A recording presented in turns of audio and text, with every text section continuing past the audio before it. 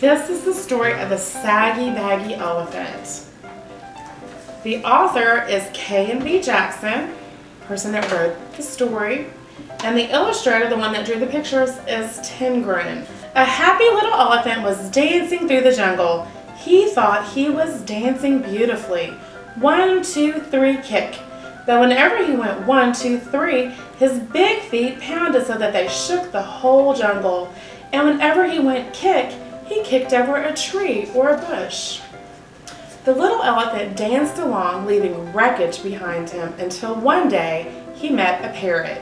"Why are you shaking the jungle all to pieces?" cried the parrot, who had never before seen an elephant. "What kind of animal are you anyway?" The little elephant said, "I don't know what kind of animal I am. I live all alone in the jungle. I dance and I kick, and I call myself Suki. It's a good sounding name and it fits me, don't you think?" "Maybe," answered the parrot, "but if it does, it's the only thing that does fit you. Your ears are too big for you, and your nose is way too big for you, and your skin is much, much too big for you. It's Baggy and Saggy. You should call yourself Saggy Baggy." Suki sighed. His pants did look pretty wrinkled. "I'd be glad to improve myself," he said, "but I don't know how to go about it. What shall I do?" "I can't tell you. I never saw anything like you in all my life," replied the parrot. The little elephant tried to smooth out his skin. He rubbed it with his trunk. That did no good. He pulled up his pants legs, but they fell right back into dozens of wrinkles. It was very disappointing, and the parrot's saucy laugh didn't help a bit. Just then a tiger came walking along. He was a beautiful, sleek tiger. His skin fit him like a glove. Suki rushed up to him and said, "Tiger, please tell me why your skin fits so well. The parrot says mine is all saggy and baggy, and I do want to make it fit me just like yours fits you." The tiger didn't care a fig about Suki's troubles, but he did feel flattered and important.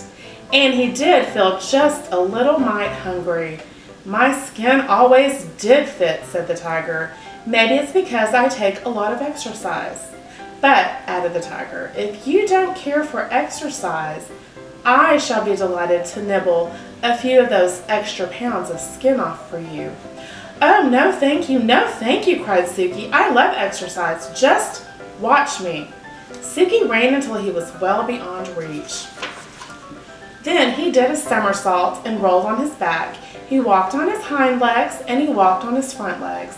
When Suki wandered down to the river to get a big drink of water, he met the parrot. The parrot laughed harder than ever. "I tried exercising," sighed the little elephant. "Now I don't know what to do." "Soak in the water the way the crocodile does," laughed the parrot. "Maybe your skin will shrink." So Suki tramped straight into the water. But before he had soaked nearly long enough to shrink his skin, a great big crocodile came swimming up, snapping his fierce jaws and looking greedily at Suki's tender ears. The little elephant clambered up the bank and ran away, feeling very discouraged. "I better hide in a dark place where my bags and sags and creases and wrinkles won't show," he said. By and by he found a deep, dark cave, and with a heavy sigh, he tramped inside and sat down. Suddenly he heard a fierce growling and grumbling and snarling. He peeped out of the cave and saw a lion padding down the path. "I'm hungry," roared the lion. "I haven't had a thing to eat today. Not a thing except a thin, bony antelope, and a puny monkey, and a buffalo, but such a tough one, and 2 turtles, but you can't count turtles. There's nothing much to eat between those saucers they wear for clothes. I'm hungry. I could eat an elephant." And he began to pad straight toward the dark cave where the little elephant was hidden. "This is the end of me, sags, bags, wrinkles, and all," thought Suki, and he let out one last trumpeting bellow. Just as he did, the jungle was filled with a terrible crashing and an awful stomping. A whole herd of great gray wrinkled elephants came charging up, and the big hungry lion jumped up in the air, turned around and ran away as fast as he could go. Suki peeked out of the cave and all the big elephants smiled at him. Suki thought they were the most beautiful creatures he had ever seen. "I wish I looked just like you," he said. "You do," grinned the big elephants. "You're a perfectly dandy little elephant." And that made Suki so happy that he began to dance 1, 2, 3 kick through the jungle with all those big, brave, friendly elephants behind him. The saucy parrot watched them dance, but this time he didn't laugh, not even to himself.